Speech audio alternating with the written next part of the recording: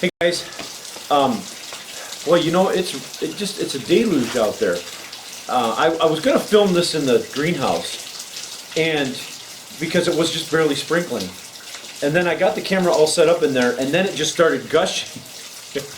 But I know it's not much quieter in the garage here, right? But anyways, it always happens when I get the camera out. It either starts to rain really hard, the wind kicks up big time, or the frogs croak, or, you know, I don't know, the phone rings. I know you guys have had that same problem. Well, I swear, you know, I was doing my saving my cherry tomato seeds. The phone rang 4 times. Didn't ring all day long, but every time. Today I'm going to propagate my lavender. And the best time, I believe, to propagate lavender is in the spring, before it starts to take off.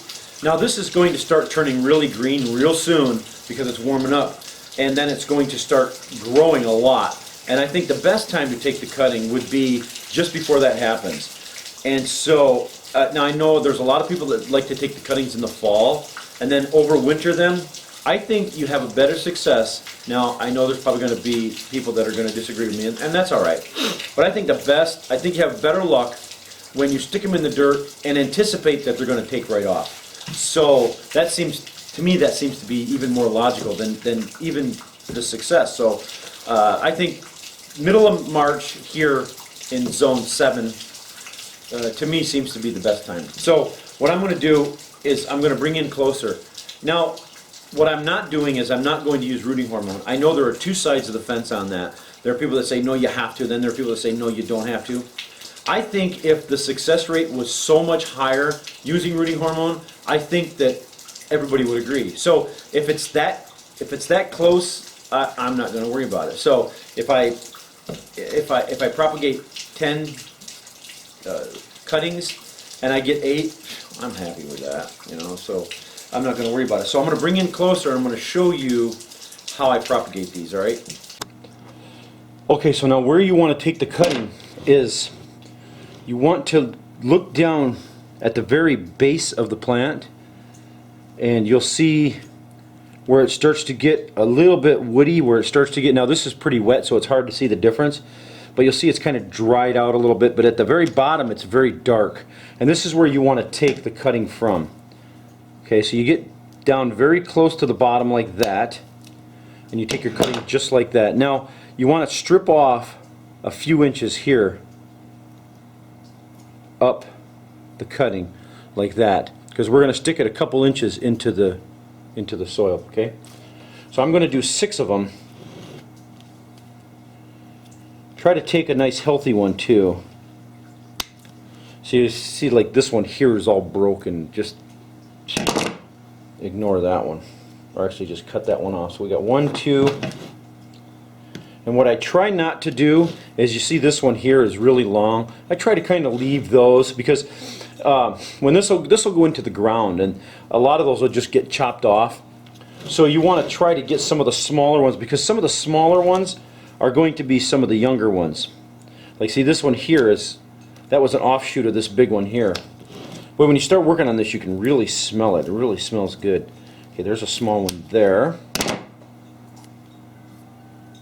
Strip off a couple inches on that one. There's a nice looking one right there.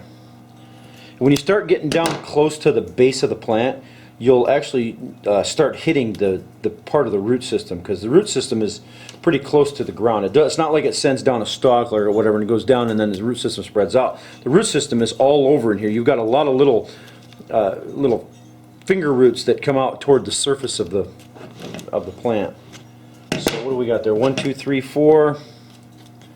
I'll take one of these. I try to take some of the smaller ones and leave the bigger ones, because the bigger ones are going to produce, of course, bigger stalks and bigger flowers in the spring. And we'll go with this one here, just like that. Okay. All right. Okay, so now what I'm doing is, this is the simplest thing in the world.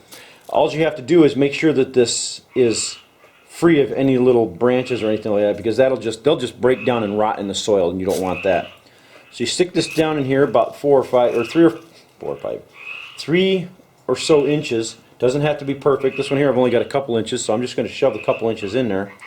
Now this is pre-moistened soil. And what I've got here is this is 3 parts. It's 1 part vermiculite, 1 part coconut coir or peat moss. You can use whatever you want.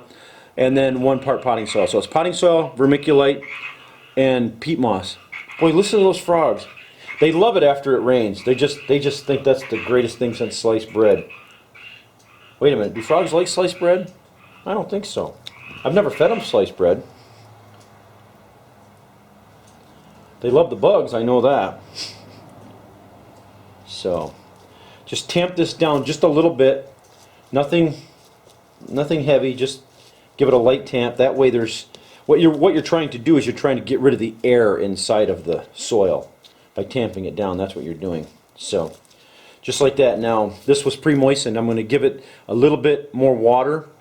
And I've got holes in the bottom.